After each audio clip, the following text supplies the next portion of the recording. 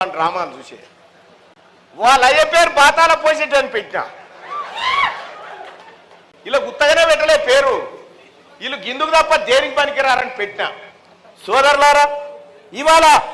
సరే ఆ సన్నాసుల గురించి ఎందుకు 4 రోజులు అయితే 4 తారీఖు అయితే మునిగిపోయే పడవాలి 4 తారీఖు తర్వాత పిండ ప్రధాన కార్యక్రమం చేస్తే బీఆర్ఎస్ పార్టీ పని అయిపోతుంది ఒడిచిపోతుంది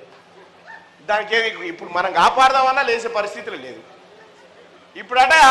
ఈయనకే బాగలేదు వాళ్ళ నాయన కేసీఆర్ కాలు ఎట్టిరిగిందో ఎరికేనా జారి పడలే వీడేది అన్నిండు ఈ రామారావే అన్నిండు పాప ఆ ముసలోడు అంతో ఇంతో మంచోడు ఉండే వాడు చెప్తేనని నింటుండే వీడు ఏడగా దాపరమైండో ఆ ముసలోని పాతాలని తీసుకుపోయాడు చెప్పుకుంటే సిగ్గుబాయ్ చెప్పకపోతే మానంబాయ్ అన్నట్టుగా బిడ్డ పోయి జైల్లో వీడే ముసలోని దాన్నే ఆయనతో నడిమిరిగి పడే మొన్న నిన్న కట్టె పట్టుకుని తిరుగుతా ఉన్నాడు మెల్లగా వచ్చి ఈ నర్సంపేట ఈ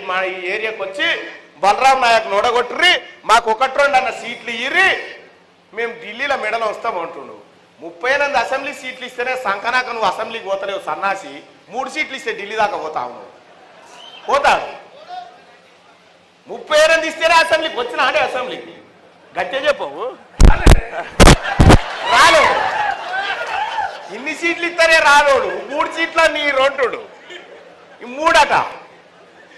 3 ముద్దలు కలిపి పెడతాం రేపు పొద్దుగాల బీఆర్ఎస్ పార్టీకి నేను చెరువు కాడ కూర్చొని